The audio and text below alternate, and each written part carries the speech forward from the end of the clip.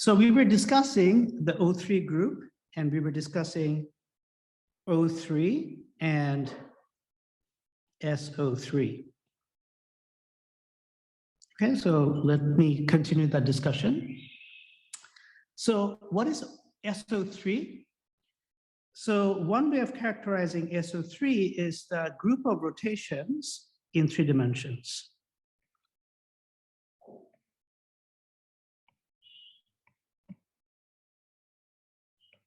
In 3-dimensional Euclidean space, okay?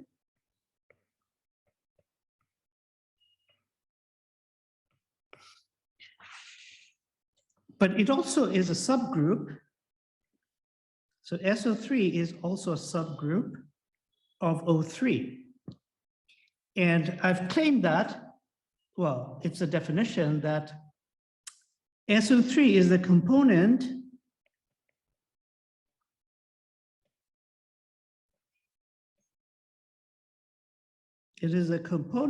of O3, for which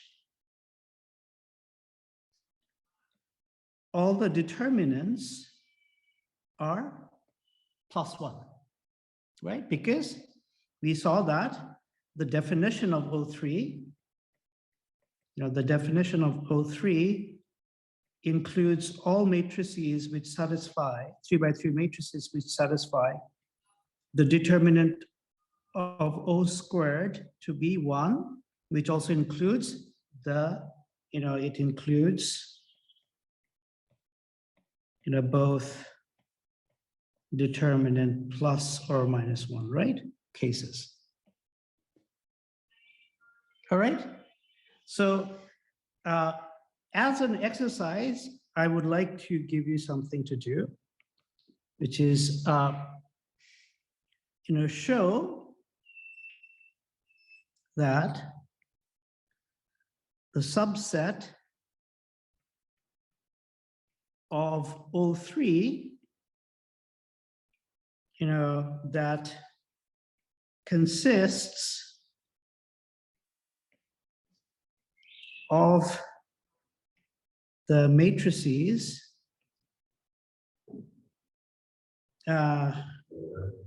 with determinant -1 do not form a group. Okay, so it's a 2-line exercise, or 1 line, I should say. But it needs you have to think about it. Just 1 second, okay? So this is something I want you to do by yourself. Okay? All right. So let's get back to our main discussion. So we said that one way of characterizing SO3 is that it's all the element, it consists of all the elements of O3, which I should say that, that are not continuously connected to the identity. So here, the identity element of the matrix group, we identify with that to the identity element of the group. The two are the same. So for matrix groups, this is not a controversial thing. Okay? So what do I mean by that? Let me, since you like pictures so much, so suppose this is O3. O3 has essentially 2 components.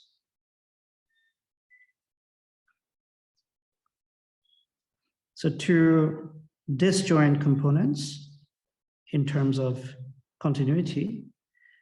Let me make this a little further.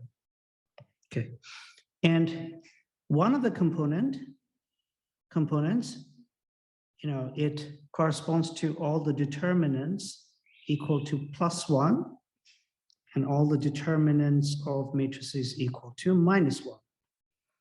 And the identity element is in the +1 component.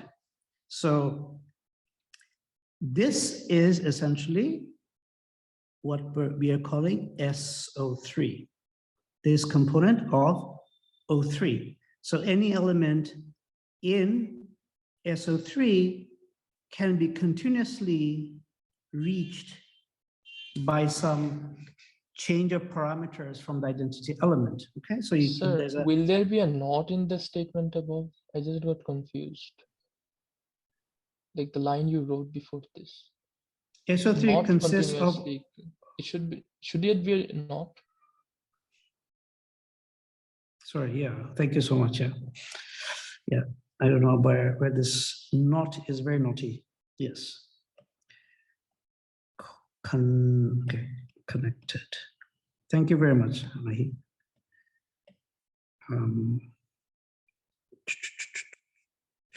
Yeah.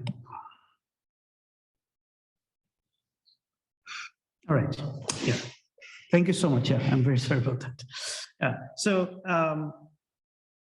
whereas, to go to the disconnected component of O3, well, disconnected to the identity, that is, you have to apply what we have been calling P, the parity matrix, okay, which is also, P is also in O3, but all the elements over here, they are not connected to the identity, okay? So if we apply,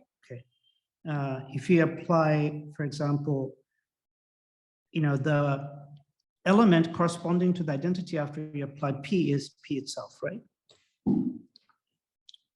Okay, so this is the geometrical picture of SO3, which is sitting inside O3. Okay, so physically, this means that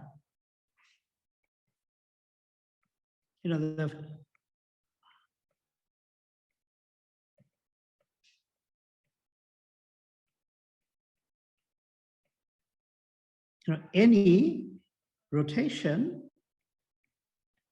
in 3D can be built up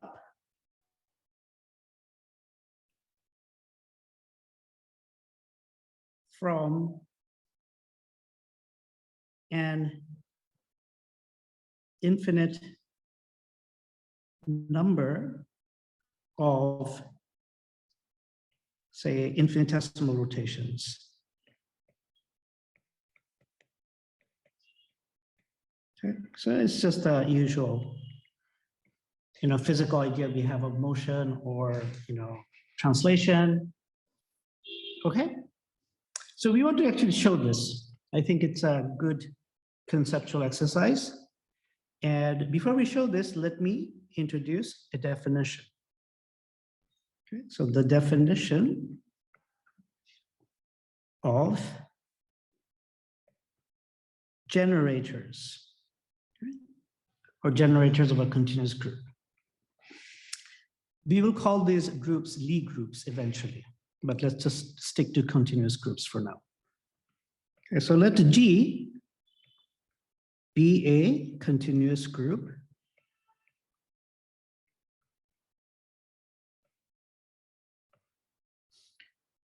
let's say a continuous matrix group of dimension D. Now, with each element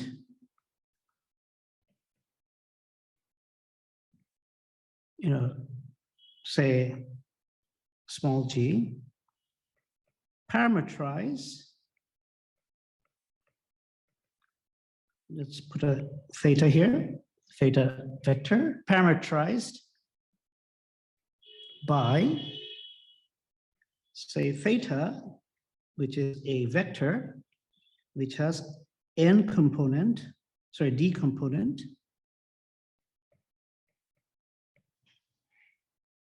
by which are d real parameters, okay? So we are making the d real parameters into a d-dimensional vector, okay? Now, if we look at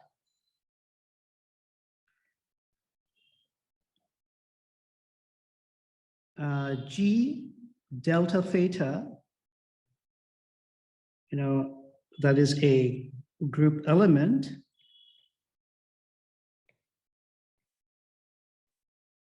infinitesimally close to the identity, and write it as G delta theta as the identity matrix plus delta theta dot of x.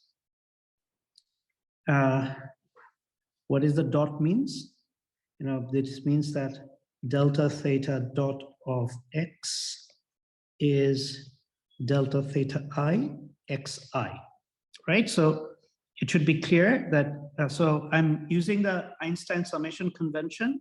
So therefore I'm not writing that there is a sum over I which goes from 1 to d, okay? That's implied because we are repeating the index. And it should be clear that xi are matrices, okay? Sir, Yeah. what does it mean for two matrices to be close to each other? Yeah, that's a very good question. Informally, it means that these parameters are very small, so that if I choose this whole matrix, this is a very informal way of defining it. You can do it formal. You can do a formal version of it. You can say, so this is a matrix, right? That all the elements of this matrix are very small numbers. I see. Okay. Okay. So I mean, you can make it more formal, like you can define a norm here. Like, yeah, you can define a matrix norm, but it just becomes very heavy-handed for my taste. So okay, but you can define all of those. Yeah, you can define a norm for matrices. Okay. Okay, so we see that there are xi matrices, right? So if you write the infinitesimal element in this form, then the D matrices given by x1, x2, dot, dot, dot, x of D are called the generators, okay, of the group G. Okay. Is this clear?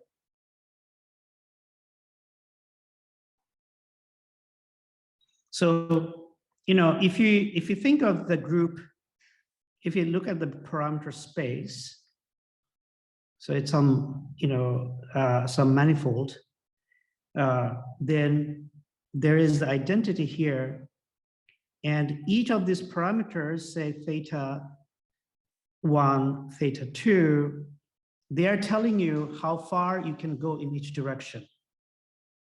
But that direction is parameterized by x1. The theta is the parameter, but the tangent vector in that direction are represented by x1, x2, etc.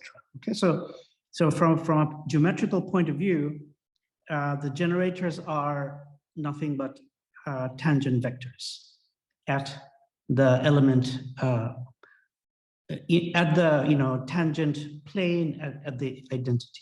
So this is basically using the, I'm just using the language of differential geometry. You don't have to know what a tangent vector is, okay? Geometrical, like intuitively, if you have a curved space and you pick a point and you imagine a plane that touches that curved space just at that point locally, then the vectors that form the basis of that space are known as the tangent vectors. Okay, so is the definition of the generator clear, at least from an operational point of view?